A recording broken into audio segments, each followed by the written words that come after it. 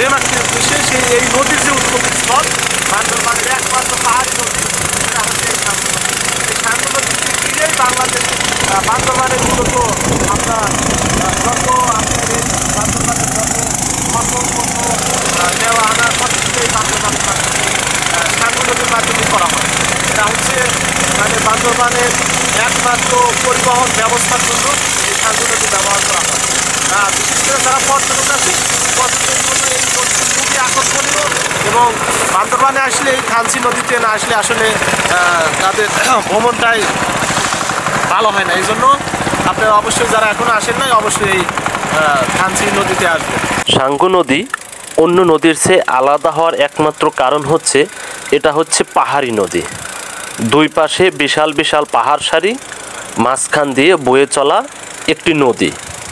এরকম কিন্তু বান্দরবানে অসংখ্য ছোট ছোট ঝিরি ঝর্ণা আছে, কিন্তু এটি একটি বান্দরবানের একমাত্র পাহাড়ি নদী। পাহাড়ি নদী বাংলাদেশে কিন্তু আর দ্বিতীয়টি এরকম নেই, এত সুন্দর, এত মনোমুগ্ধকর।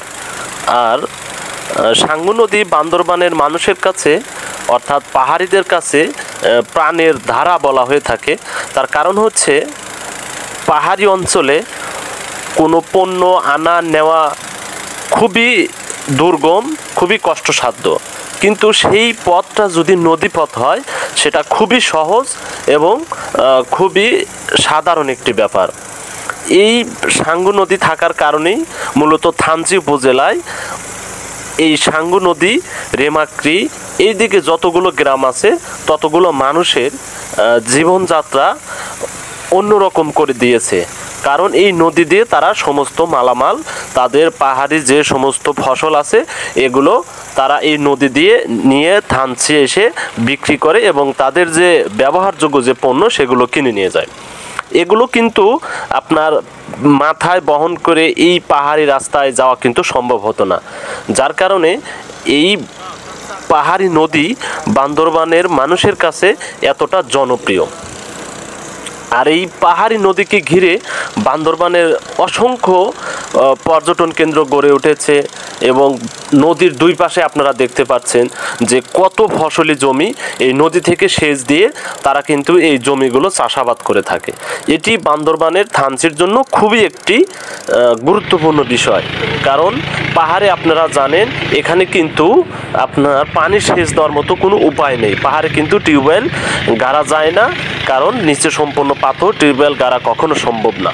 পাহাড়ের লোকজন কিন্তু এই ঝিরি ঝর্ণার পানি খেয়েই বেঁচে থাকে। যে সেখানে তো জমিতে পানি সেচ দেওয়ার মতো কোনো ওয়ে অবশ্য নাই। আর যেহেতু পাহাড়, সেখানে তো আসলে পানি সেচ দেবেই বা কীভাবে? সেখানে এই নদীর দুই আশেপাশে যে চরগুলো আছে, যে একটু সমতলের মতো জায়গাগুলো আছে, তারা কিন্তু সেখানে অসংখ্য ধরনের ফসল ফলিয়ে থাকে, আপনারা দেখতে পাচ্ছেন। যেহেতু পাহাড়ি নদী, এই নদীতে নিচে কিন্তু কাদা নেই আমাদের সমতলের নদীর মতো। নদীর ভিতর দিয়ে কিন্তু ছোট ছোট অসংখ্য পাথর এবং নদীতে পানি যে খুব বেশি তাও কিন্তু না। বর্ষার সময় অবশ্য পানি একটু বেশি থাকে, এখন তো শীতের মৌসুম, পানি খুবই কম। তার মধ্যে দিয়ে কিন্তু পাহাড়িরা দেখেন কি দুর্গমভাবে দক্ষতার সহিত নৌকা চালিয়ে নিয়ে যাচ্ছে, যেটা খুবই একটা অবাক করার মতো বিষয়। কোথাও উঁচু, কোথাও নিচু, আবার কোথাও আঁকা, কোথাও বাঁকা, কারণ এটা হচ্ছে পাহাড়ি নদী। সমতলের নদীগুলো অনেক সময় আঁকা বাঁকা হয়, সেক্ষেত্রে পাহাড়ি নদীগুলো আরও আঁকা বাঁকা হয় বেশি, কারণ দুই পাশে বিশাল বিশাল পাহাড় সারি, তার মধ্যে দিয়ে যেখান দিয়ে পানি যাওয়ার সুযোগ পেয়েছে সেখান থেকে একটু নদী হিসাবে আপনার যাচ্ছে পানি। তে দেখতে খুবই সুন্দর হওয়ার কারণ বাংলাদেশে পাহাড়ি নদী আর একটিও নেই। দুই পাশে বিশাল বিশাল পাহাড় সারি। সকালবেলা কিন্তু রোদ এই নদীতে লাগে না, কারণ পাহাড়ে বাধা পেয়ে যায়। দিনের যখন মাঝখান থাকে, অর্থাৎ সূর্য মাথার উপরে থাকে, তখন এই নদীতে একটু রোদ পাওয়া যায়। আবার যখন সূর্য পশ্চিম আকাশে হেলে পড়ে তখন কিন্তু এই রোদটা আর পাওয়া যায় না। আর এই বান্দরবান নামকরণের পিছনে কিন্তু এই নদীর একটা বিশাল রহস্য জড়িয়ে আছে। বলা হয়ে থাকে যে এই সাঙ্গু নদীর একপার থেকে অসংখ্য বানর বাঁধ তৈরি করে নদী পার হয়ে যাচ্ছিল এবং সেখান থেকেই এই বাঁধ থেকে নাম হয়েছে বান্দরবান। এবং এই বান্দরবানের নামের সাথে কিন্তু এই পাহাড়ি নদী ওতপ্রোতভাবে জড়িত। আপনারা দেখতে পাচ্ছেন যে দুই পাশে কত সুন্দর পাহাড়িরা আপনার কত সুন্দর কলা গাছ, বিভিন্ন ধরনের গাছ কিন্তু রোপণ করছেন। এবং দুই পাশে অসংখ্য বাড়িও কিন্তু রয়েছে। এই নদীকে ঘিরে তাদের যে জীবনযাত্রা সেটা কিন্তু এখানেও অব্যাহত আছে। এবং এই নদীতে কিন্তু স্রোতও আছে, স্রোত কিন্তু একেবারে কম না, স্রোত কিন্তু প্রচুর আছে। কিন্তু পানি যেহেতু কম, সেক্ষেত্রে স্রোত এখানে খুব একটা বিপজ্জনক হয়ে দাঁড়াতে পারে না, কারণ পানি তো কম। স্রোত যতই থাক, এখানে বিপদ হওয়ার আশঙ্কা খুবই কম। দেখেন যে অসংখ্য পর্যটক এক যাচ্ছে এক আসতেছে, এক যাচ্ছে এক আসতেছে।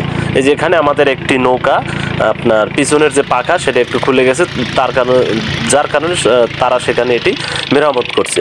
এই দুই পাশে কিন্তু অসংখ্য পাহাড়িদের বাড়িঘর রয়েছে। এমনকি যেহেতু পাহাড়ি নদী, সে নদীতে কিন্তু মাছ খুবই কম। কিছু কিছু জায়গায় নদী অনেক গর্ত আছে, সে কারণে কিন্তু পাহাড়ি নদীতে কিছু মাছও আছে। এখানে এই নদীতে মাছ ধরে কিছু জেলেরাও কিন্তু জীবনযাপন করে। এক অদ্ভুত ব্যাপার। পাহাড়ি নদীর যে মাছগুলো, সে মাছগুলো আসলে খুব একটা বড় হয় না, মাছগুলো খুবই ছোট। তবে পাহাড়ি নদীতে চিংড়ি মাছটা একটু বেশি হয়। দেখেন খুবই সুন্দর। এবং এই নদী থানচি থেকে মূলত রেমাক্রি পর্যন্ত কিন্তু নৌকাতে যাওয়া যায়। রেমাক্রির পরে কিন্তু আর এই নদী দিয়ে নৌকা যায় না। এখান রেমাক্রিতে গিয়ে আপনার দুইটি ঝর্ণা এসে যে থানচি নদী নাম ধারণ করেছে, একটি হচ্ছে আপনার আমিয়াকুম নাফাকুম থেকে একটি জলধারা আসছে, আর একটি হচ্ছে রোমা থেকে আর একটি ঝিরি ঝর্ণা। দুইটি এক জায়গায় হয়ে মূলত এই থানচি নদী হয়ে আপনার উত্তর এবং দক্ষিণ দিকে কিন্তু প্রবাহিত হচ্ছে। এবং এই নদীটা কিন্তু উত্তর দক্ষিণ দিকে আপনার প্রবাহিত হয়েছে। অন্য অন্য নদীগুলো কিন্তু খুবই ব্যতিক্রম। আপনার দক্ষিণ দিক থেকে পানি প্রবাহিত, উত্তর দিক থেকে পানি প্রবাহিত হয়ে দক্ষিণ দিকে যায়। কিন্তু বাংলাদেশের একমাত্র উল্টো যে নদী, এই নদীর পানি আপনার দক্ষিণ দিক থেকে প্রবাহিত হয়ে উত্তর দিকে যাচ্ছে। কারণ আসলে এটা তো ওরকম কোনো নদী না, এই নদীটা কিন্তু বাংলাদেশের ঝর্ণা থেকে সৃষ্টি হয়েছে। আমরা একজন নৌকা চালকের বক্তব্য শুনি। এটা তো দেখতেছি স্বাভাবিক যে আমরা সমতলে যে এরকম চালাইতে আপনাদের কেমন লাগে বা কিরকম দক্ষতার প্রয়োজন? এটা আমাদের সবসময় চালাতে ওটা অভিজ্ঞতা হয়ে গেছে। এরকম কখনো হয়েছে যে এই নৌকা কোনো সময় অ্যাক্সিডেন্ট হয়েছে বা কোনো সময় উঠে গেছে বা কোনো সময় ডুবে গেছে, এরকম হয়েছে? তলা ফেটে গেছে। পাহাড়িরা এরকম আগে কিন্তু খুবই কষ্ট করত, কারণ তাদের জীবিকা নির্বাহ করার জন্য যে ঝুম চাষ ছাড়া তাদের আর অন্য কোনো উপায় ছিল না। কিন্তু বর্তমানে বান্দরবানে অসংখ্য পর্যটন যাওয়ার কারণে, অসংখ্য পর্যটক সেখানে অবস্থান করার কারণে পুরো বান্দরবানটাই কিন্তু এখন পর্যটন নগরীতে রূপান্তরিত হয়েছে, যার কারণে পাহাড়িদের জীবনধারা আগের চেয়ে একটু উন্নত হয়েছে।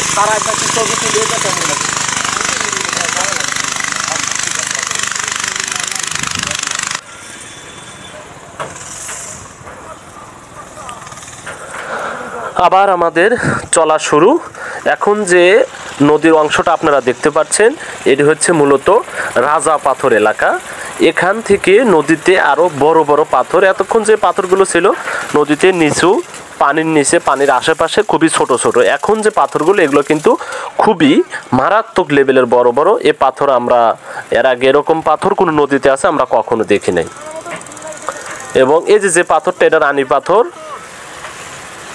এটা হচ্ছে রাজা পাথর। এই যে রাজা পাথরের গায়ে অসংখ্য মানুষ স্টিকার লাগিয়ে দিয়েছেন যাতে পাথরটি সহজে চেনা যায়। এটি একটি বিশাল পাথর। এই পাথরকে নিয়ে পাহাড়িদের অনেক আপনার বক্তব্য আছে, তাদের অনেক কুসংস্কার আছে। এটা পাহাড়িদের ব্যাপার, এটা আমরা যারা মুসলমান, এটা আমরা তাদের এই পাথরকে ঘিরে যে বিশ্বাস, এটা আমাদের করা কখনো ঠিক হবে না। এই এলাকাটাও সম্পূর্ণ পাথর, পাথরের মাঝখান দিয়ে নৌকা এদিকে ওদিকে ঠেলে নিয়ে যেতে হয়। এবং পাথরের কারণে এখানে নৌকা ইঞ্জিন চালানো সম্ভব হয় না। আপনার লগি দিয়ে এদিকে ওদিকে ইঞ্জিনের পাওয়ার খুবই কমিয়ে এখান দিয়ে কিন্তু নৌকা চালিয়ে নিয়ে যেতে হয়। এবং পাহাড়িরা এই কাজটি খুব সহজে, তারা আসলে অত্যন্ত দক্ষতার সহিত এই নৌকা এভাবে কিন্তু চালিয়ে নিয়ে যায়। আপনারা দেখতে পাচ্ছেন যে এখন সামনে যে আপনারা দেখতে পাচ্ছেন এটা কিন্তু নদী দেখা যাচ্ছে না, শুধু পাথর আর পাথর দেখা যাচ্ছে। এই পাথরের মাঝখান দিয়েই যে সরু নৌকা, পাহাড়িদের নৌকাগুলো কিন্তু সমতলের নৌকার মতো না, নৌকাগুলো একেবারে খুবই সরু, মাঝখানে একজন লোক বসা যায়। আপনারা দেখতে পাচ্ছেন যে আমরা কিভাবে নৌকার মাঝখানে সবাই বসে আছি। এই নৌকাগুলো খুবই সরু করে তৈরি করা, যাতে এই পাথরের মাঝখান দিয়ে খুব সহজে চলাফেরা করতে পারে। এবং এই অঞ্চলে এই রেমাক্রি, নাফাখুম, আমিয়াখুম, বেলাখুম, সাতবাইখুম এই অঞ্চলে যে সমস্ত বাড়িঘর আছে সবাই কিন্তু এই রেমাক্রি পর্যন্ত তাদের যত ফসল, তাদের যত খাবার দাবার সব কিন্তু এই রেমাক্রি পর্যন্ত নৌকাতে নিয়ে আসার সুযোগ পায়। যার কারণে এই অঞ্চলে মানুষগুলোর জীবনযাপন করা একটু সহজতর। না হলে কিন্তু এই আপনার থানচি থেকে সবগুলো এই পাহাড়ি দুর্গম পথে আপনার মাথায় করে, পিঠে করে তাদের নিয়ে আসতে হতো। এটি আল্লাহ তাআলার মহান একটি সৃষ্টি। আল্লাহ তাআলা এই পৃথিবীকে তার নিজ হাতে, নিজ কুদরতে সৃষ্টি করেছেন মানুষের সুবিধার জন্য, যেন মানুষের জীবন ধারণ করতে পারে সহজভাবে এবং জীবন ধারণ করে আল্লাহকে চিনতে পারে, আল্লাহর শুকরিয়া আদায় করতে পারে। সেই কাজটি কিন্তু আল্লাহ তাআলা মনে হয় নিজ হাতে তৈরি করে দিয়েছেন। এই দুর্গম পথে যদি এরকম পাহাড়ি নদী না থাকতো তাহলে কিন্তু এই দুর্গম পথে আসলে আমাদেরও হয়তো দেখা আরও কঠিন হয়ে যেত, হয়তো সম্ভব হতো না। যেমন এই নদী দিয়ে আসতে আমাদের যে পথ 3 ঘন্টায় আমরা আসতে পারছি, সে পথ কিন্তু আমাদের আরও 3 দিন লেগে যেত। এই যে অঞ্চলটা দেখতে পাচ্ছেন, আসলে আমাদের বেলাটা অনেকটা সন্ধ্যা হয়ে গিয়েছিল, যার কারণে আপনারা একটু ক্যামেরাতে